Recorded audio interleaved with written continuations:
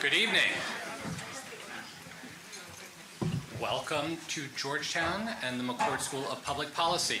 My name is Elleithee. I am Executive Director of the Institute of Politics and Public Service here at Georgetown and the McCourt School. And just wanted to welcome you all for what I think is probably a pretty timely conversation tonight. The Institute of Politics and Public Service, or GU Politics, as it's better known around campus, we're celebrating our 10th anniversary this year. And our main goal is to put the Georgetown community together with people who are in the arena of politics and public service to do deeper dives, to have the conversations across partisan divides, which isn't always easy to do, but about the big issues facing us in politics and government and public service.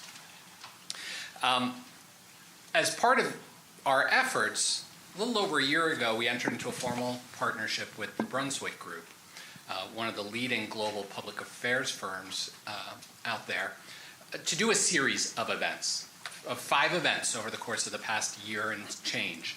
And so tonight, you all are here. Thank you for joining us at our 5th and final event of this series.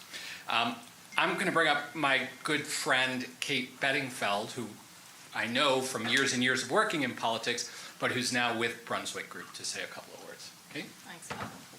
Hi, everybody.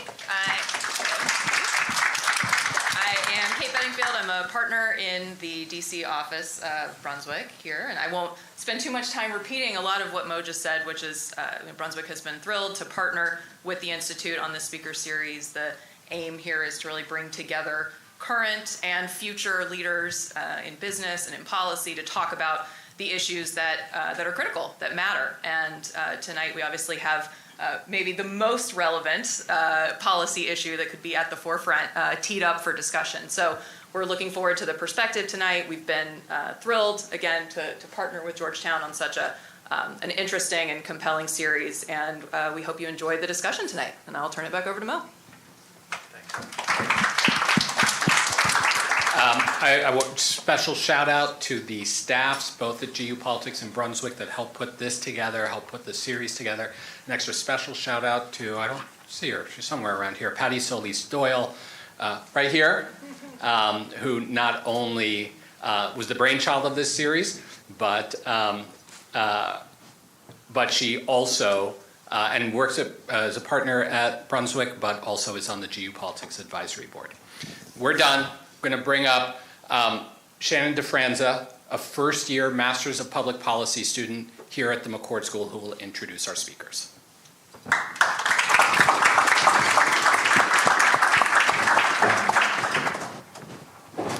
Good evening, everyone.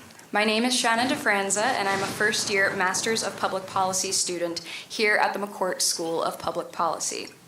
While I was previously an architectural designer of U.S. Embassy projects, at McCourt, I've grown my interest in climate and security and global trade and diplomacy. This year, I have had the privilege to engage with GU Politics at the Hilltop and the Capitol campus, getting to know this year's fellows and attending events like the DNC Officer Candidates Forum. I look forward to even more engagement with GU Politics at the Capitol campus in the coming year. Now, it is my pleasure to introduce former U.S. Trade Representative, Ambassador Robert Lighthizer. Ambassador Robert E. Lighthizer was sworn in as the 18th U.S. Trade Representative on May of 2017. An experienced trade negotiator and litigator, he led major agreements including the U.S.-Mexico-Canada Agreement, the USMCA, deals with South Korea and Japan, and the U.S.-China Phase 1 agreement addressing trade imbalances and intellectual property concerns, an agreement which we get to debate here at McCourt in our Politics as a Contact Sport class. He also pushed for reform at the World Trade Organization.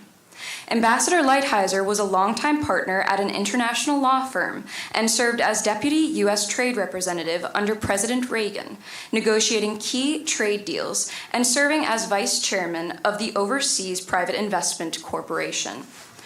Earlier, he was a chief of staff at the U.S. Senate Finance Committee, playing a role in the Economic Recovery Tax Act of 1981. Ambassador Lighthizer also has something in common with us. He's a Hoya. A double Hoya, actually, a graduate of the college and the Georgetown Law School. Thank you for coming back and joining us today. Ambassador Lighthizer will be joined in conversation with Christopher Padilla. Chris Padilla is a senior advisor at the Brunswick Group. Previously, he spent 15 years leading global government and regulatory affairs at IBM, managing advocacy teams in 36 countries and overseeing trade and sanctions compliance. He also held senior roles in the Commerce Department, including Senate-confirmed positions as Undersecretary for International Trade and Assistant Secretary for Export Administration. And he served as Assistant U.S. Trade Representative, Senior Advisor at the State Department, and a member of the Congressional Executive Commission on China. Now, make sure to join the conversation on social media by tagging @GUPolitics in your pictures and posts, and please join us for a reception immediately following tonight's conversation. Without further ado, please join me in welcoming Ambassador Bob Lighthizer and Chris Padilla.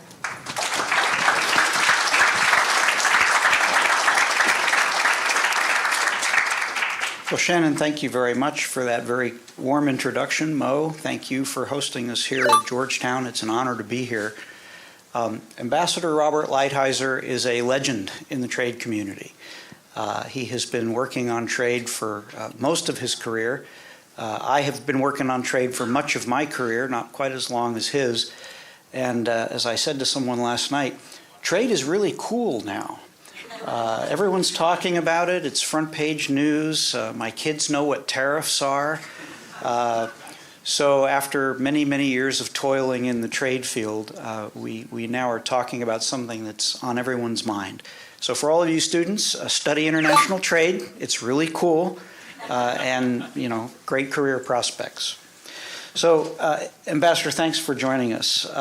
The President's trade policy is obviously in the news. It's been, I would say, a high priority, maybe a top priority of his second term. There's been a lot of talk about the goals of the President's trade strategy to revive domestic manufacturing in the United States, to take on foreign trade barriers, to cut the trade deficit, to raise revenue. What do you think the goals of President Trump's trade policy are? Well, yeah, thank you, Chris, and it's a pleasure to be here. I'm not only a double Hoya, I guess that's what you call them, I don't know. But my daughter who is here is a Hoya, my son is a Hoya, and I just about live on campus. So those of you who are from the main campus, when you're walking by inebriated, making noise at night, the odds are, and somebody starts shooting at you, it's probably going to be me. I came to Georgetown from a small town in Ohio, Asheville, Ohio, and literally never left except to go into the Army. I basically stayed in, and as I say, I'm all Hoya. I had basketball tickets for 41 years, but Georgetown and I both decided not to have competitive basketball at the same time. For those of you who follow basketball. So that's kind of taken a cycle too. When I was on campus, we were horrible, and we've sort of cycled back. But there's hope now. I believe there's hope now. So you probably didn't come here to talk about basketball. At least all of you didn't come for that purpose. So trade. First of all, trade is probably more than anything else what animates President Trump. He has talked about trade since he was 35 years old, right? It's been in his blood, in his DNA. It's the first thing he's talked about. There's a hat that those of you who are in my camp may see from time to time, which is Trump was right about everything. That's what it says across the front. Everyone doesn't agree with that, but he was for sure right about this. He was right about trade from the beginning.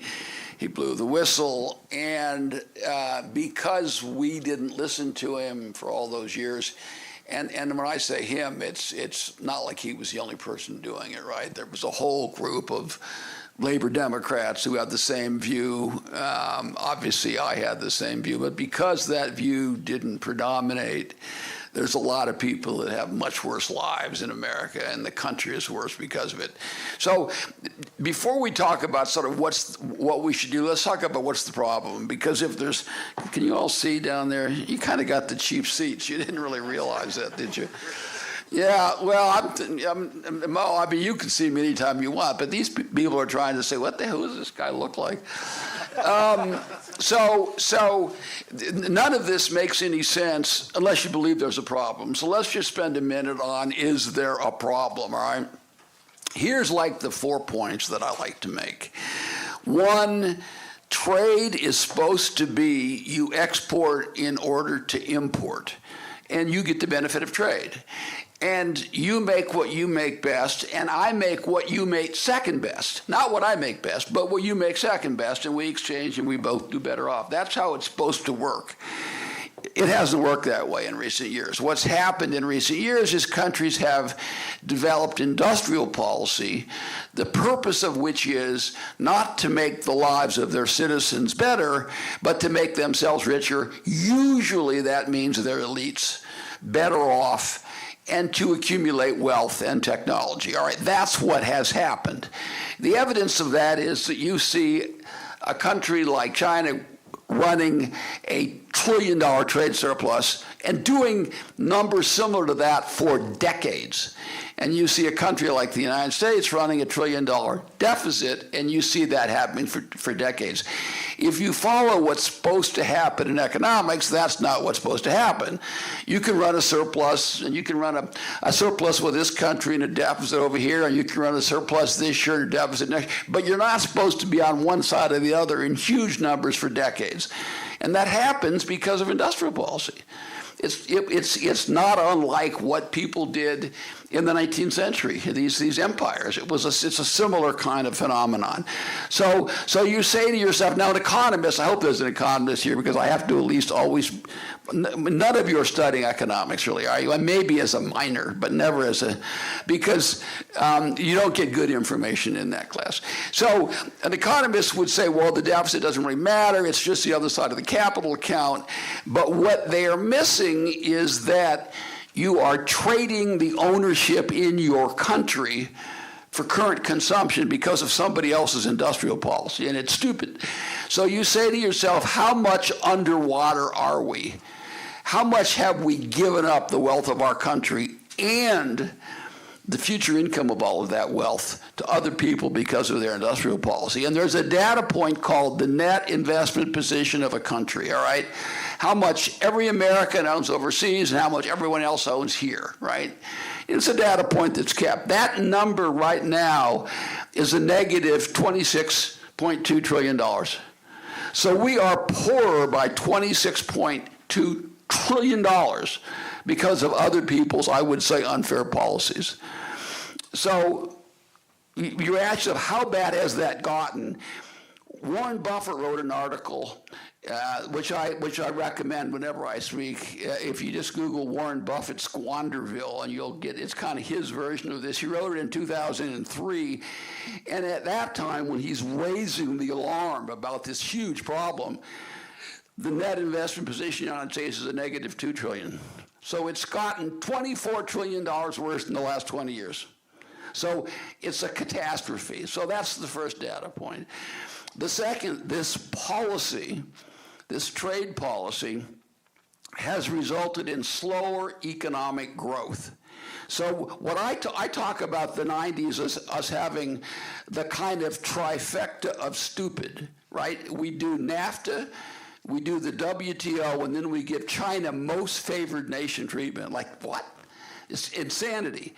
And if you kind of mark it from the end of that time, you see a dramatic change in the economic growth of the United States. So there's a million ways to look at this, but just one way. So if you think of 1960 to 1980, you've got 14 years of plus 3% GDP growth, right? I say this to young people because this economic growth is what's going to have you send your kids to college, right? This is what's going to make your kids and your grandkids wealthy, is economic growth in the United States.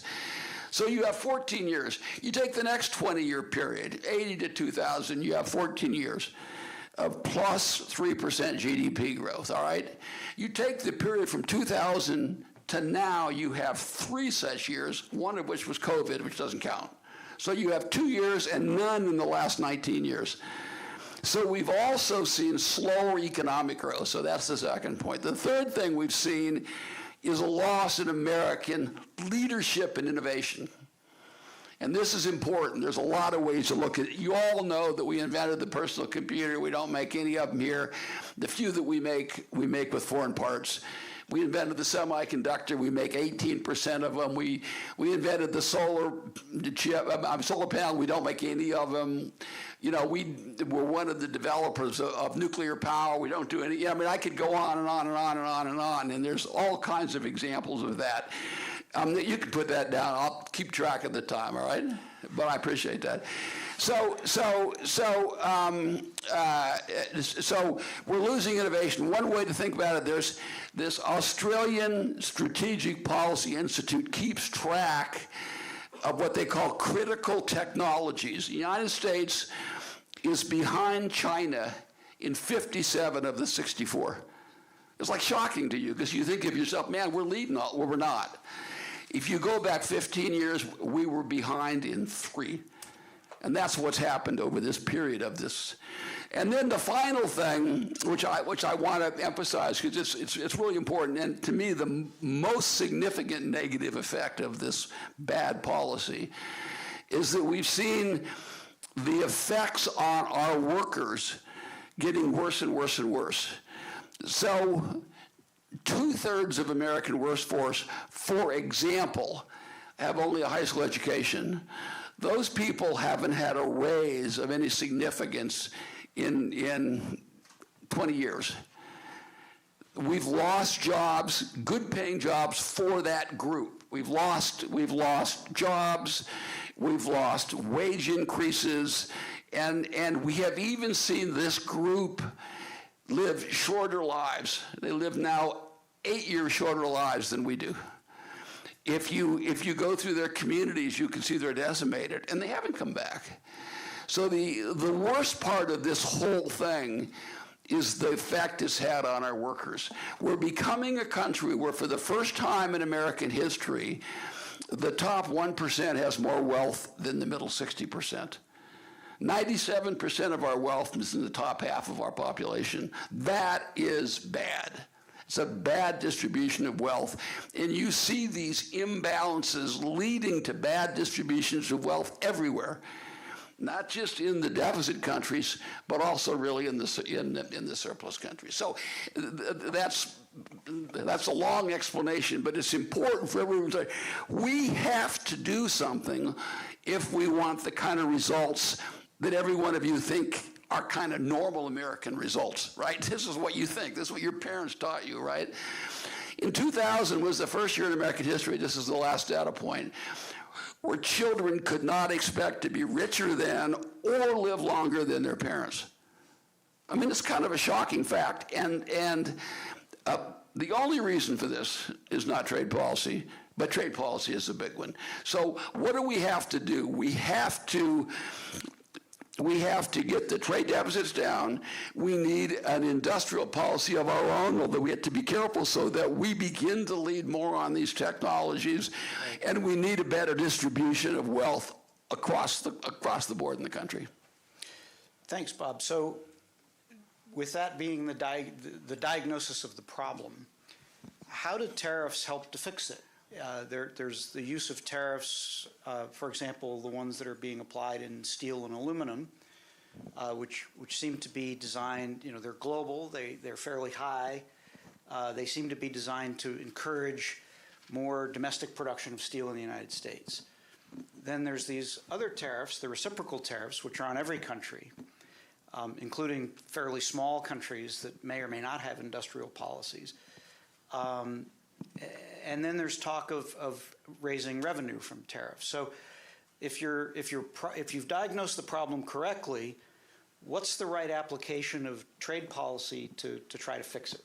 So there's like three things you can think of that would have the effect of getting us back to balance, all right? One of them would be you could put in place import-export certificates. And Warren Buffett suggested this in this article that I mentioned. And so you want to bring in T-shirts, you go to someone who exports, you get an export certificate, and you have balanced trade, and you phase that in. Another approach, because dollars end up having to come back to the United States, is you can put a capital access fee in place. You can tax dollars coming back. So that you got $1, you want to buy stuff in America, you only get 80 cents for it, right? And that'll lead to balanced trade also. I like tariffs because tariffs, we know what they are. Every country in the world has a legal system to deal with tariffs, and they're adjustable, right? They're flexible. So to me, you need tariffs. But there are other ways. I'd be perfectly happy if we could do it the other ways too. So I don't think there's any inconsistency in this. If you want to get the trade deficit down, you have to put tariffs on everyone. Because if you don't, the trade's going to come through whoever you didn't put it on, right? I mean, it's just simple economics. So do you have to have the same level of tariffs on everybody? No, I don't. And I don't think you want the same level. I think you want higher level of tariffs on the countries that are the predators. And the predators are the ones that have, it's not just China, but China for sure. The predators are the ones that have an industrial policy that's leading to these large surpluses for decades. So you want higher on those. And it's not inconsistent to say, in addition, as part of my industrial policy, I want to make sure that I have a pharmaceutical industry, semiconductor industry, and that I'm going to make some adjustments on those. Now, you're going to have to watch what happens, and you have to be flexible, right? You can't just sit down and say, okay, here's what it is. This is what's going to happen forever, and hope that it works out. I mean, things change. People get smart. They shift stuff around. But the objective is to get to balance and to have the industries we want. The tool is for sure tariffs. And the proportionality is you need something across the board with higher tariffs. I would say not lockout tariffs, but higher tariffs on the ones that are the predators. So you mentioned lockout tariffs. Right now we have 145% on China. I think they've got 125% on us. Secretary of the Treasury yesterday described this as an embargo. He also said he thought it was an embargo that was not sustainable. Are those tariffs too high? Well, I mean, the president said yesterday, and I think he's right, that you have to reduce those tariffs. Let me say, China is a separate case. It's not just another country. China is a totalitarian Marxist Leninist country that is a geopolitical adversary of the United States, in my opinion. They're not Switzerland, and they're not even Germany, right, which runs surpluses. Right. And they're certainly not a country like Korea, which would be another example of a country that runs surpluses, but that's an ally. So you have to have a different policy for China, and that's a longer conversation. But in my opinion, at least, lockout tariffs are not a good idea. I think what the president said yesterday and today, that we have to get those down, is the appropriate policy, and certainly the Secretary of Treasury has said the same thing. I think he's smart. I think he's wise. I think kind of where we were before, when you had sort of 10% tariffs, that's a starting point for the universal tariffs, and then you'll want to adjust that and see what the effect is. And the effect, by the way, is not for America to get richer at everyone else's expense, right? The objective is just for us not to get poorer because of everyone else is a predator. We don't want to be a predator ourselves either. And then the notion of a few of these countries, we know who they are, that have this. So there's data. Everybody keeps the same data. And to have higher tariffs for those people, at least while they're in surplus. I wrote an article in the New York Times a couple weeks ago, a month ago I guess now, but it said sort of our objective should be balance. And if a country gets out of line, becomes a surplus country for some period of time, then you ought to have higher tariffs on them. Having an industrial policy that does things because of your own political cohesion, because of the kind of people you are, and you have this accommodation or that accommodation, that's fine. You just shouldn't be able to externalize it. and have it be a way to take advantage of someone else. That's all. That's all I'm saying. So Yeah. I think he was proportionally before about where he is. I think that's where he's going to end up. And then you have to be flexible. Let me ask you, before we go to student questions, about Canada and Mexico. So you negotiated the U.S.-Mexico-Canada agreement, USMCA. I was on the South Lawn when the president signed the implementing legislation. The president, by the way, did name that. I did not name Okay. that.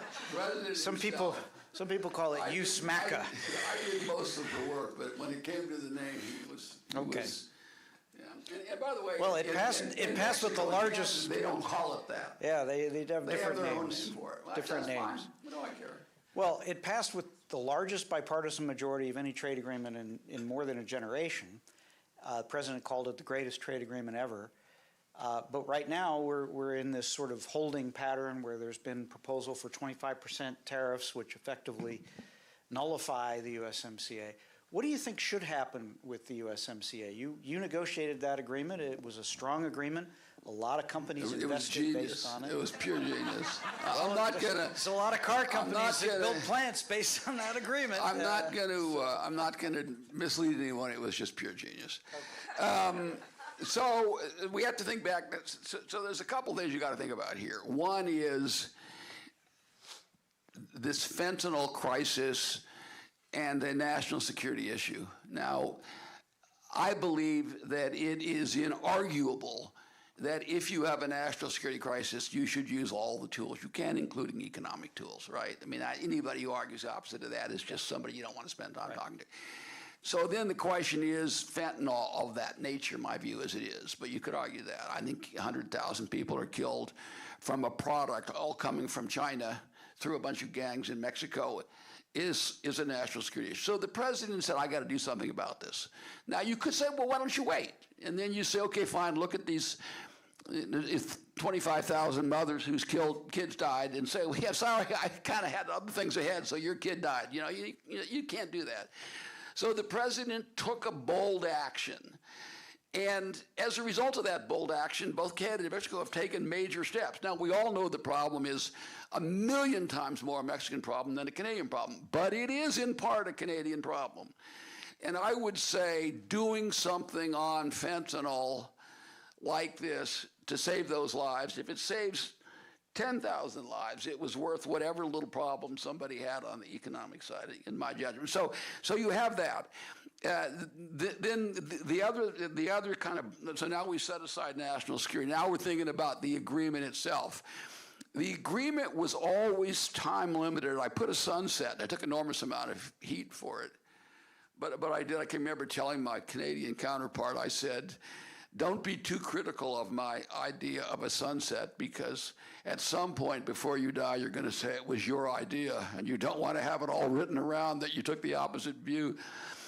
So it was always, we always understood that things would change and you're going to have to adjust to them. One of the dumbest things we ever did was have this, we being the world, have this notion that you can enter into a trade agreement in 1947 and you can't change it.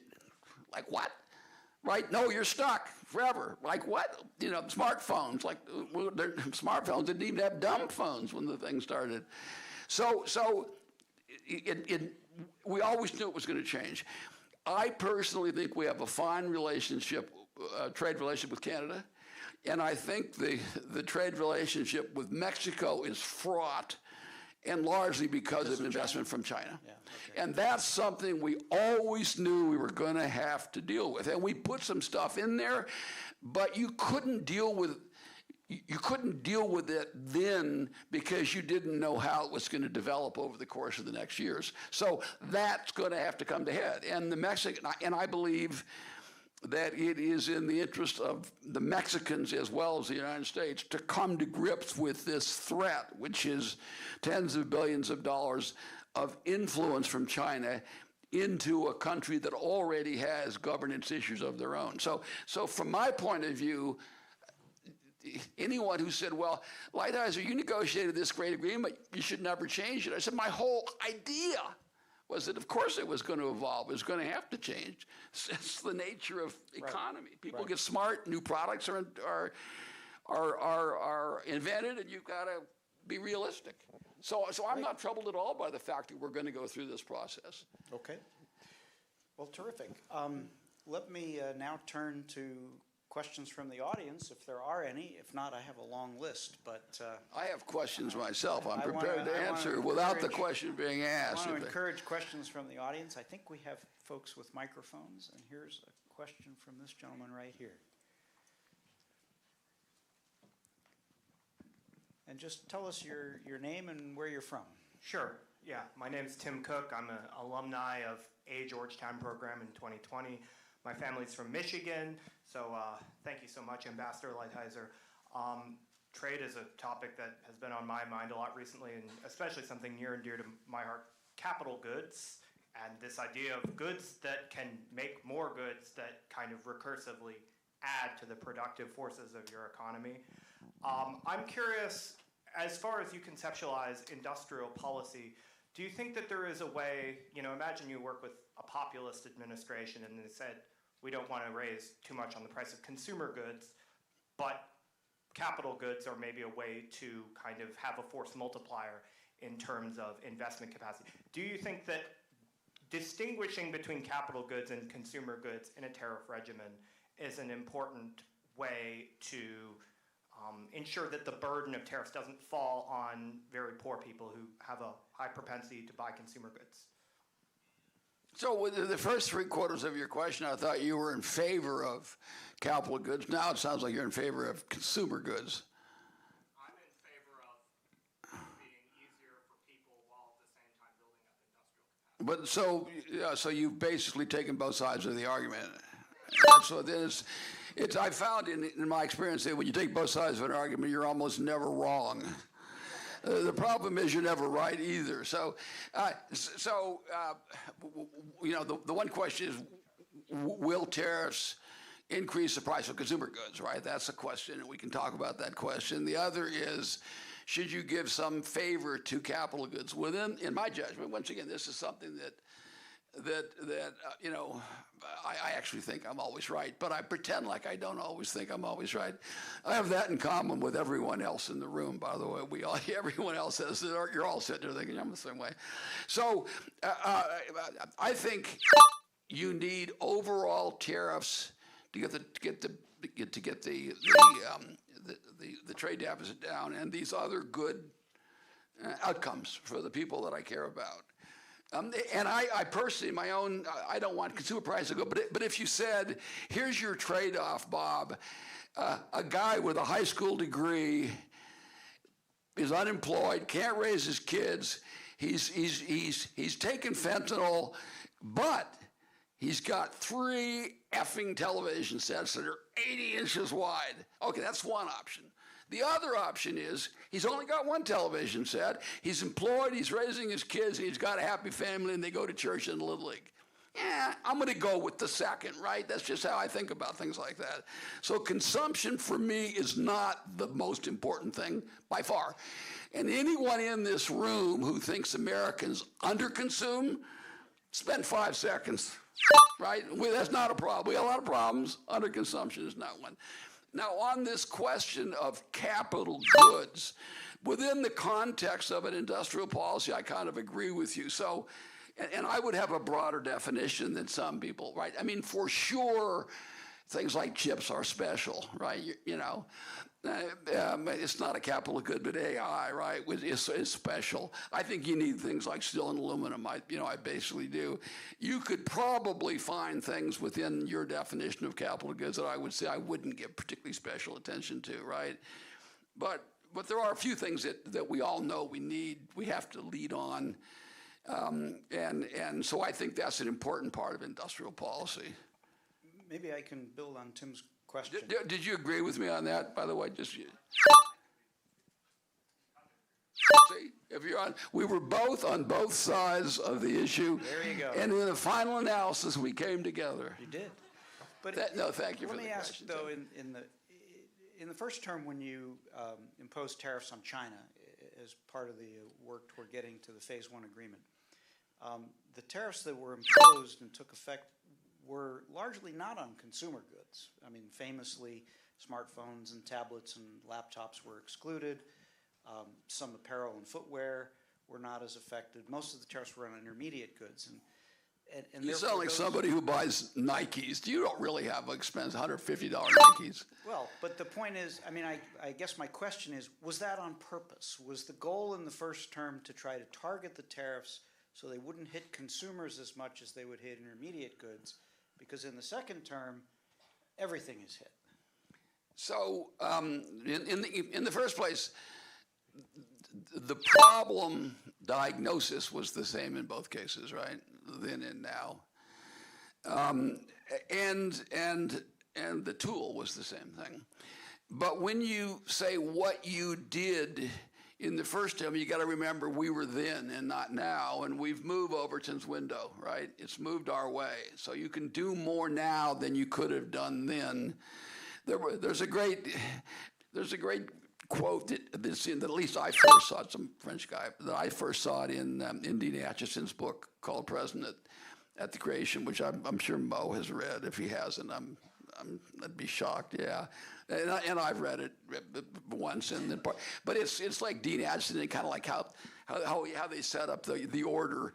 But in it, at the beginning, he says one of the problems with writing contemporary history is that you can't explain to people at the end what it was like being at the beginning and not knowing how the end was going to be, right? If you can follow that. And so we had to be very careful at the beginning because first of all, everybody didn't agree with us. You had people who didn't like us because we were Trump people, and you had people who didn't like us because we weren't free traders, and you had to kind of educate and move people. And the 90% Republican and Democratic vote at USMCA was an example of a success of that. Probably, as you suggest, the greatest example of that kind of success in at least a generation. But so what we did then was the most you could do, I would say, at that time. So it's like, but when you think about it, it's like I save you from falling off a cliff, and then the next day you say, well, I wasn't really that close to the cliff, right? I could have gotten a lot closer. I'm thinking like you were going to fall off, and you're like, nah, I was a mile away. So you kind of go through that second thoughts.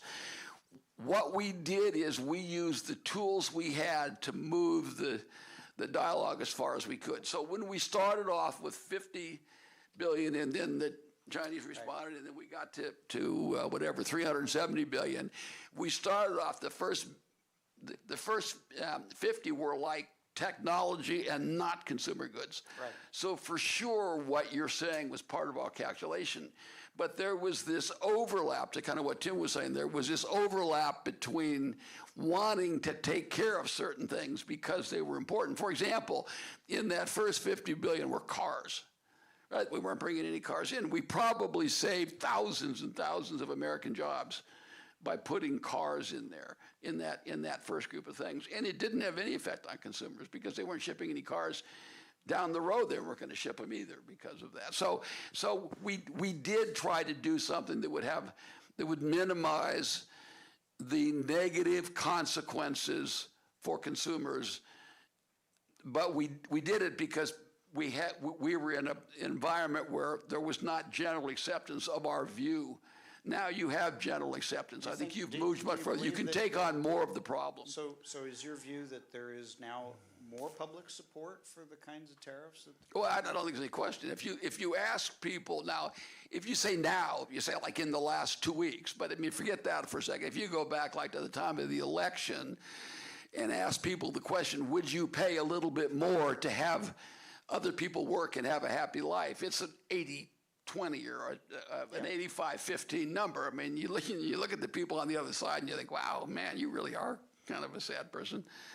So it's a very popular view. Now you say, yeah, but is it really true when the guy goes by the television and it cost, maybe not. But if you look at the number. We're going to find out. Yeah, the notion is it's a popular notion in theory at least. Okay, we have lots of questions now. Great. I saw first the gentleman right behind you, and then we'll get to you. Yes. Yes, sir, with the glasses. I am, yes, sir, with the glasses. Mr. Padilla, Ambassador Lighthizer, thank you very much for taking the time to speak with us today. My name is David Stout. I'm a Master of Public Policy student in the second of 3 years of the evening program. And Ambassador, it's particularly exciting for me to get to hear from you in person today. I've been following your work for a long time. Your book motivated me to take the trade policy class here at McCourt. I read it back at the beginning of my time at Georgetown.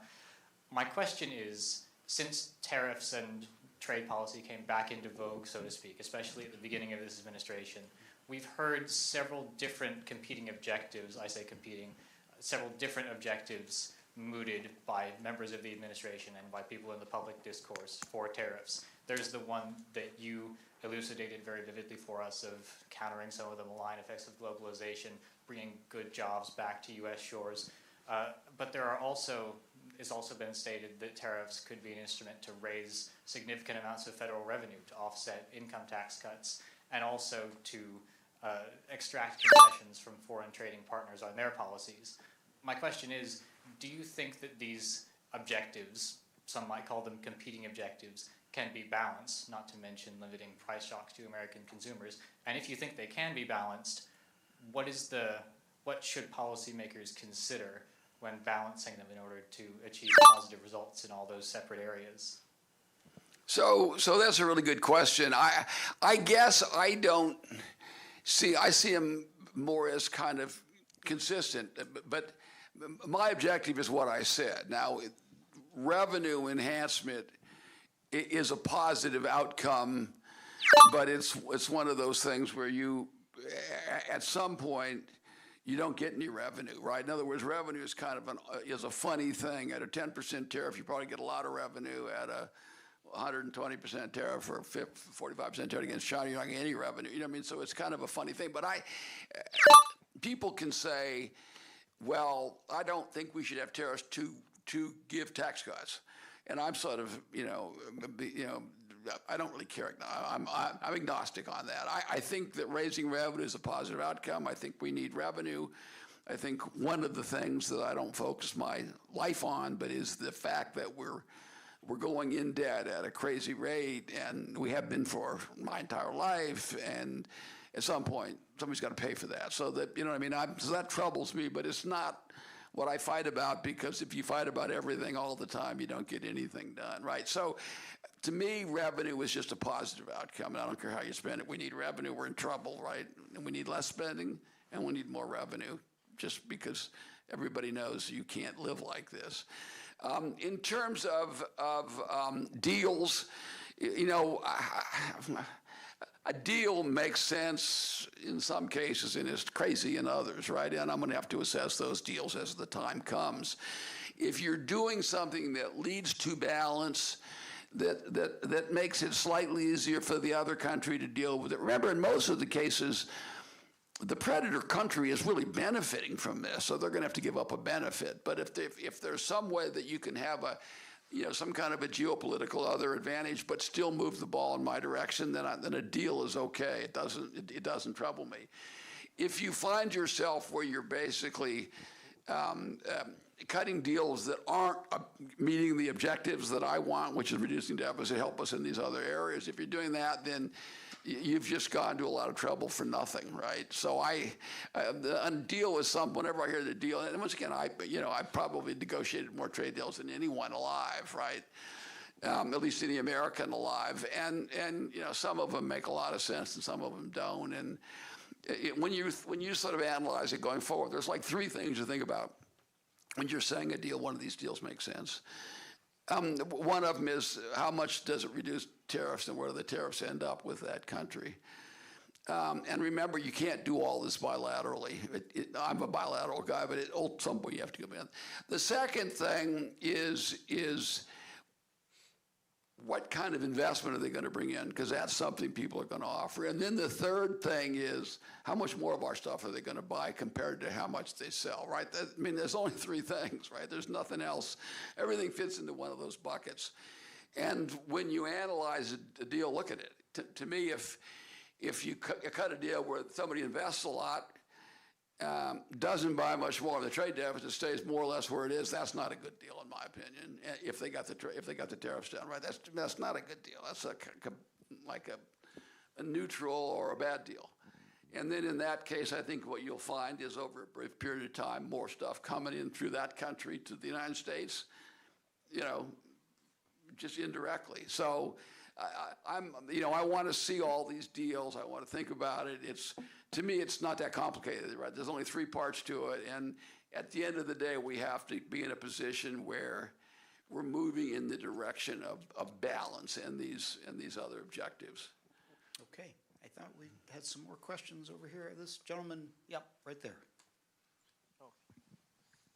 Hi, thank you for being here. My name is Nisi Kanthu. I'm a third-year Master of Public Policy student as well. I'm getting an MBA.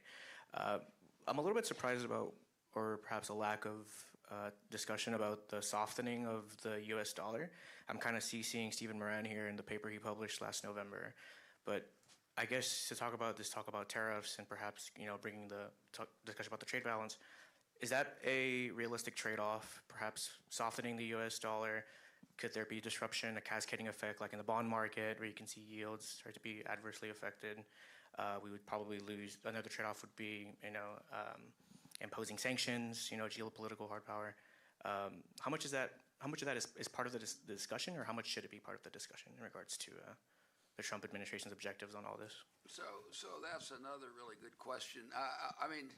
So for those of you who don't think about this as much as obviously you do, the notion is that the United States has a reserve currency. It's also the currency that people use to trade, and that has a benefit to the United States. And one of the benefits is we can sanction people. It also helps like Wall Street, because people who are going to do financial services are more likely to do it in dollars. You're going to hire Americans to do it, so there's benefits to it.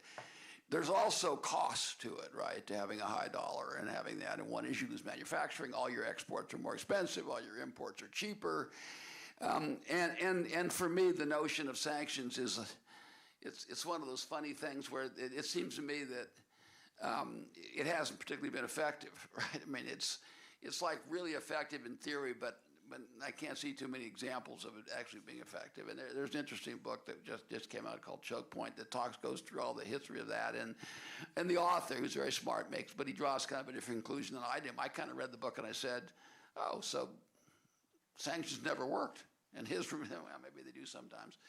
So that's like one way to think about it. The other way is this notion which people have is that somehow the value of the dollar is directly related to trade and trade finance. And that, I think, is just flat wrong. The fact is that the value of the dollar is affected by currency trades. And if you go back 50 years, trade finance would have dictated the value of a currency. And it still does for some other countries with smaller economies. But for us, there's 80 times more currency trading in the dollar than there is trade finance.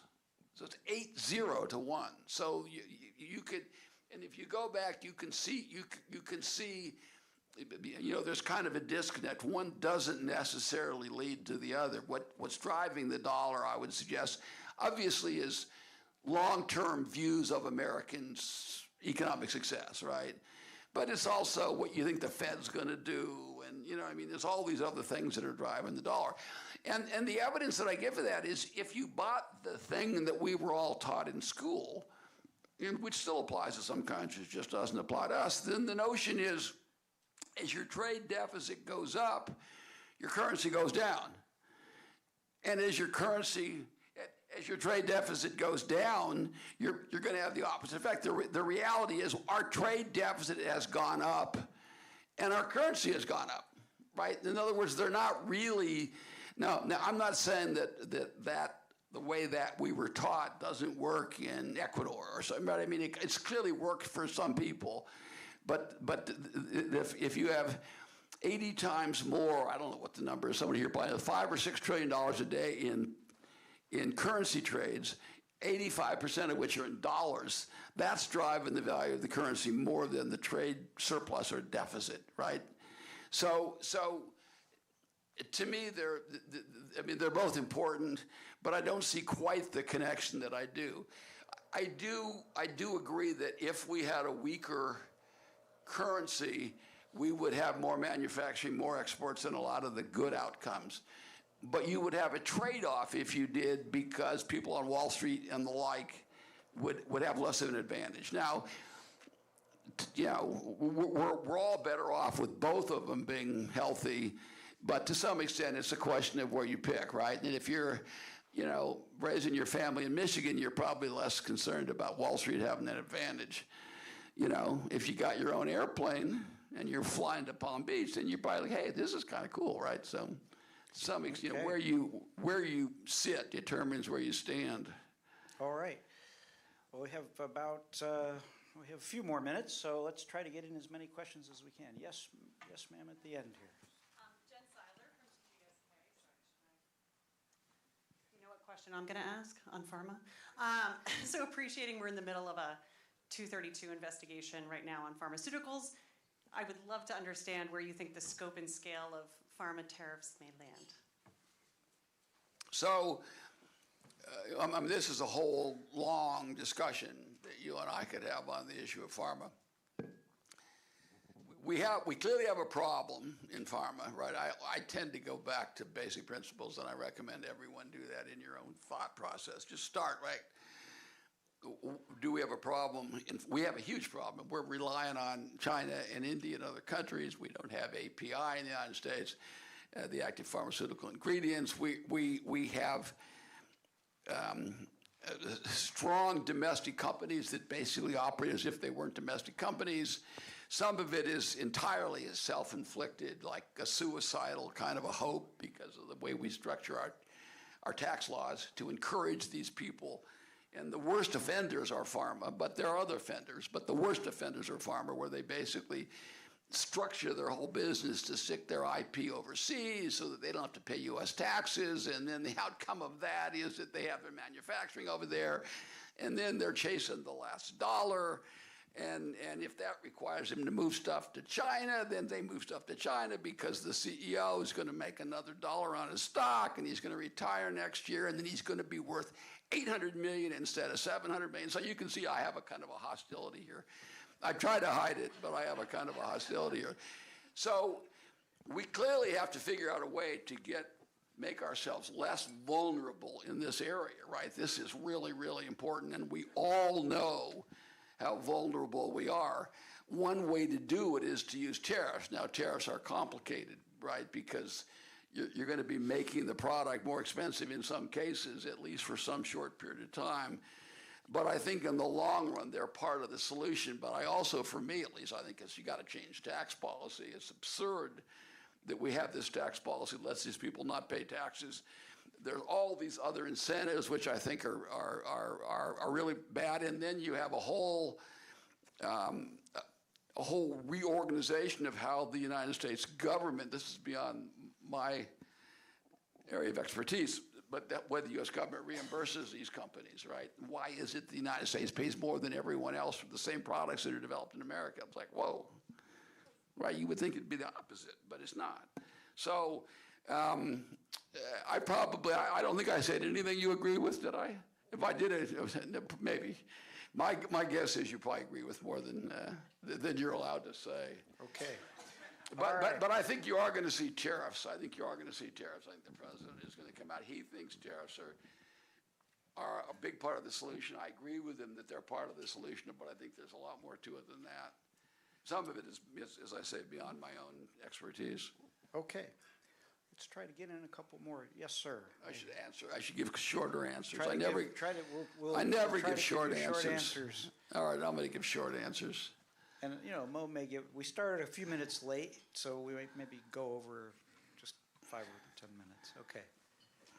Hi, my name is Masaki Ishimori. So I'm also McCourt School. My original is Japanese. My question is a very short question. Do you have any advice to a Japanese government to negotiate to second Trump administration? I'm sorry, I didn't get that.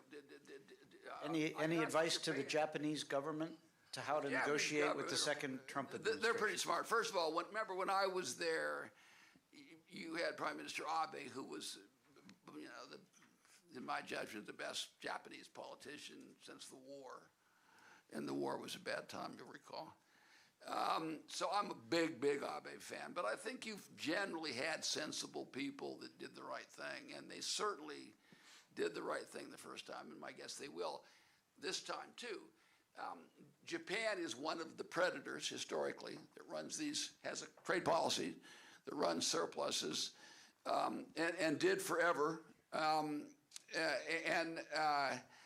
That's starting to wean off now, but part of the reason that it looks like the numbers are going down is because of your population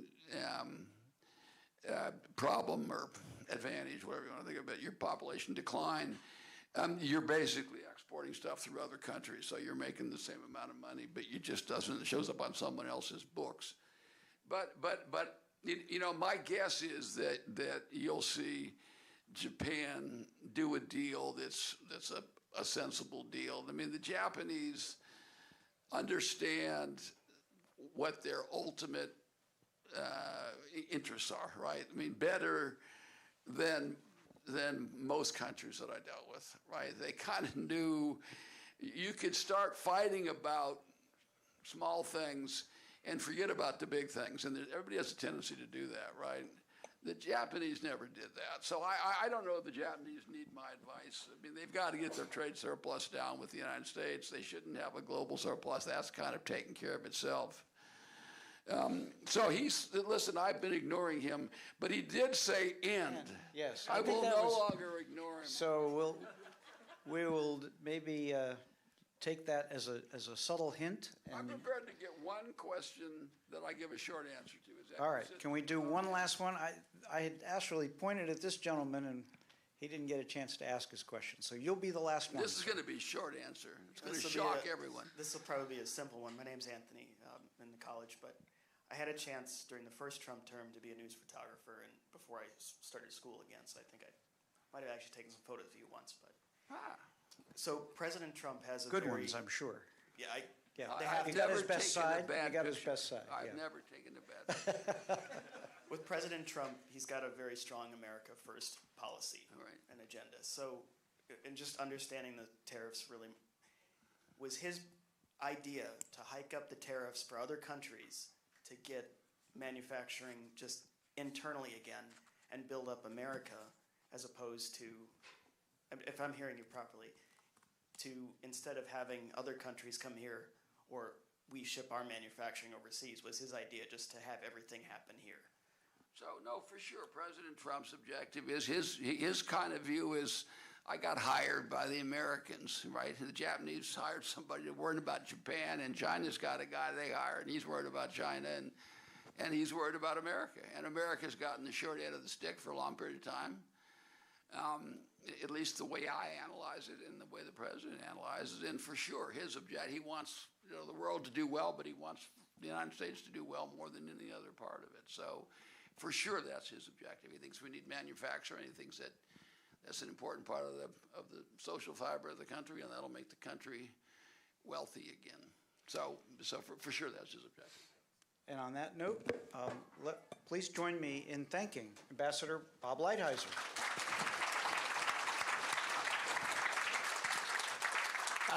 I want to echo that. Bob, it occurred to me we were incorrect earlier when we were calling you a double Hoya. We can call you a triple Hoya because in the fall of 2021 you were a GU Politics Fellow. So welcome back, and thank you. Chris, thank you for your expert moderation. That was great. Thanks again to the staff. Thanks again to the Brunswick Group. And thanks, most importantly, to all of you for taking some time. Students, we know it's crunch time, getting close to finals. Thank you for taking some time. We'd like to invite you all now. Our friends at Brunswick put together this lovely reception. Please feel free to join us. We'll open up the blinds. You can step out on the balcony. For those undergrads here, we will card you, so just be aware, all right? Yeah, large collective groan, I heard that. Empty the room now. But thank you all very much. Yes, that's fun. That's fun. Good to see you. Enjoyed it? Good to see you too. Yeah.